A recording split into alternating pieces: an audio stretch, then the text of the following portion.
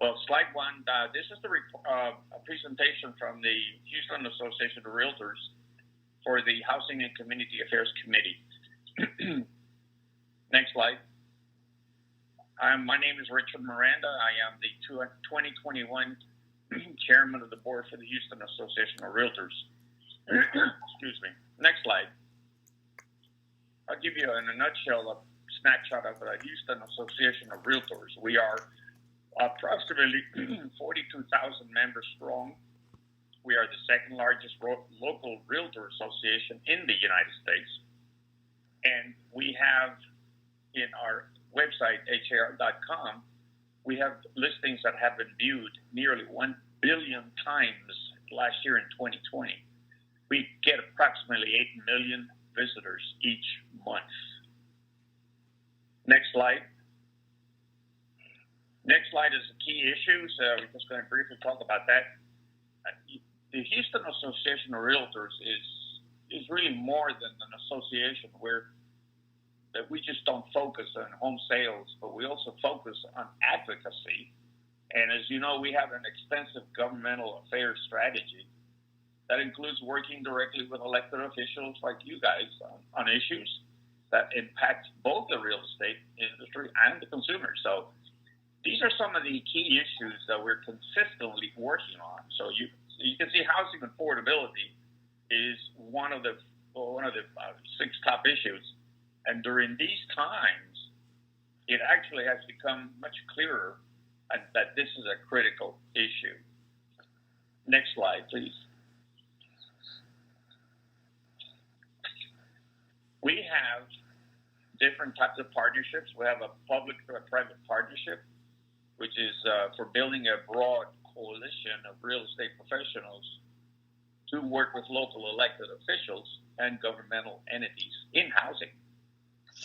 We also have another initiative called Member Engagement, which is ensuring that HAR's approximately 43,000 members are engaged in the process and aware of the opportunities to work with the city of Houston on housing issues. And then, of course, we've got the advocacy education, which is very important because HAR will continue to work to provide educational opportunities to our real estate professionals and private property owners on issues surrounding housing and which are impacting the real estate industry. So for the real estate industry to continue to thrive, it is very important that we continue a collaborative effort with both governmental and private entities. And we're very excited to be at the table with the City of Houston initiative so that we can ensure our members get educated on city programming and able to help their clients to access the program. Next slide. We have, these are 3 on this slide, the member education. We have 3 of many educational courses that we provide to our membership. One of them is the Texas Affordable Housing Specialist. And the next one is the Military Relocation Professional. And then we have another one called the Texas VA Home Loans. This is just, like I said, 3 of the many different programs that we show that we afford our clients, our members, so that they can actually start participating in initiatives in partnership with the city. Next slide, please.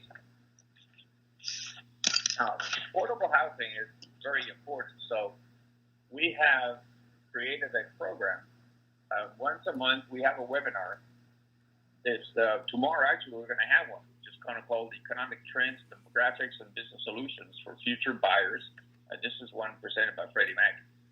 Next month, on the 17th of March, we'll have one called The Truth Behind Section 8.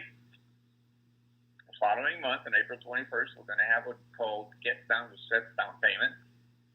And on the following month, on the 19th of May, we have one called See What's Possible with Home Possible. So we have a lot of programs that we want to continue to present to our members and to the general public. Next slide, please. This is a snapshot, 2020 versus 2019. This is a snapshot of what happened in the Houston real estate market last year. In spite of the fact that we had a very devastating global pandemic, 2020 proved to be one incredibly record-setting year. We had an increase of almost 11% in housing sales. We moved from almost 87,000 homes sold in 2019. In 2020, we sold 96,000. So there's an 11% jump. And the dollar amount rose 18% to a record-setting $35.3 billion. That was amazing. The interesting thing is that when the coronavirus pandemic struck, we were expecting that the real estate market was just going to go to a complete standstill. No one would have ever imagined that 2020 was going to become a record year. HAR worked closely with elected officials to ensure the, quote, essential service designation for the real estate industry, which actually cleared the way for our hardworking realtors members to help consumers find the homes they needed.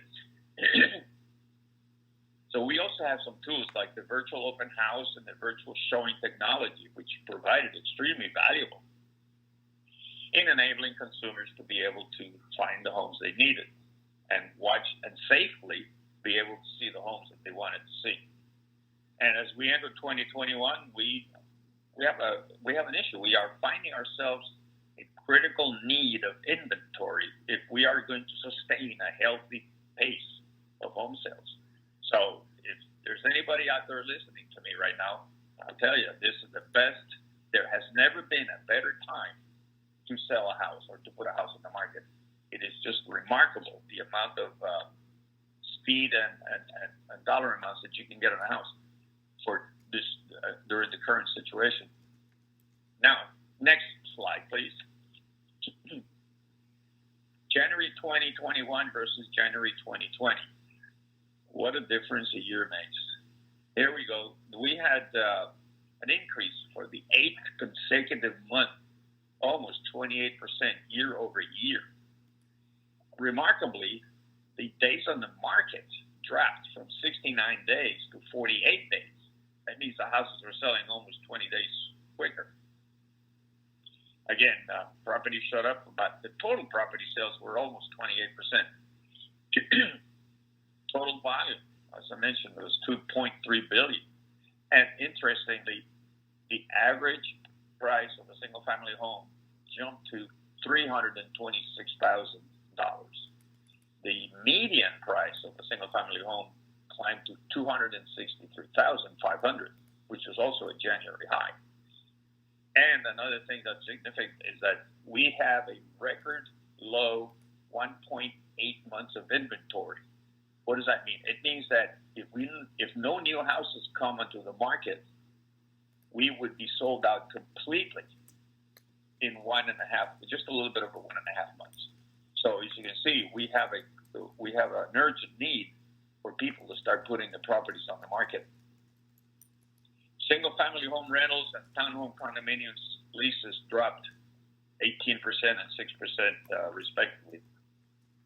So we believe that even as the supply of homes across Houston continues to shrink, home buyers are still out in force. We had record-setting momentum for 2021.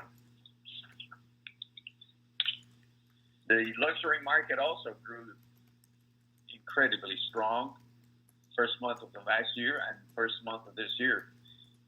We believe that the current pace of the sales is unsustainable without an infusion of new listings. So we are hoping that as we get out of the winter months, that more sellers will be willing to put their houses on the market. Next slide, please. District statistics. I believe that we did have prepared statistics for the overall Houston market, but each one of you should have received an email from Amber at Houston Association of Realtors with statistics specific to your district, as well as a comparison sheet with tables that show the numbers by each district and for the city as a whole. So once you have had a chance to review your particular stats, please let Amber or me know if there's any other information that you'd like to find useful. We plan to provide this information to you each month going forward so that you have the latest information about the real estate market in your district and also for the entire city and for the large councils. Next slide. And that's it. Last slide. That concludes my presentation. And if you have any questions, be happy to try to answer them. Thank you, Mr. Miranda. We do have a question in the queue for you, and just to color in, provide some context to what he's around the statistics that you should have received. As he noted in his presentation, he's saying affordability is around 260 or so. So you'll hear from the housing department about the affordability of what we're building for our single family homes. And so the statistics and the data provided will allow you to see really how expensive your neighborhoods are becoming, right? And how important that bond that we passed is critical to preserve affordability in our neighborhood for work and families. Absolutely. So we have Vice Chair David Robinson's in the queue for a question. Thank you, Chair. And Mr. Miranda, thank you for your presentation, and want to thank Ms. Burton for sending that information around. That really was excellent, and how lucky we are to have such a good partnership with the HAR. So thank you both, and to your membership as well. My question is really kind of in the nature of this special program that we're reviewing, the permit application process, and really what's at the core of it is, and I've heard discussed, and you all are aware of it, some of your members call me somewhat regularly, but it has to do with the flooding events. It has to do with Harvey. It has to do with building things stronger, making Houston stronger. In some cases, I've heard the word retreat, as in retreat from the bayous, retreat from the floodplains, and building smarter in places that are less vulnerable to devastation and recurring disasters. And I wonder, Mr. Miranda, in some of those impressive numbers that we're seeing with the market so hot right now, whether that theme of moving away from the bayou is somehow measured, or if you at the HAR are aware of the effort to which the city and the county together are working on safeguarding our citizens and getting out of the decades-old bad practices of building too close to the floodplain. Well, we certainly would support any kind of regulations or policies that precisely avoid people making it so easy for people to buy and build on the floodplains or the floodways. Absolutely. I mean, we don't want a client to buy a house and then have it flooded out a few years after that. So I believe that's definitely something we need to look into and coordinate with you folks and move forward on from that point on. Appreciate that. Thank you again.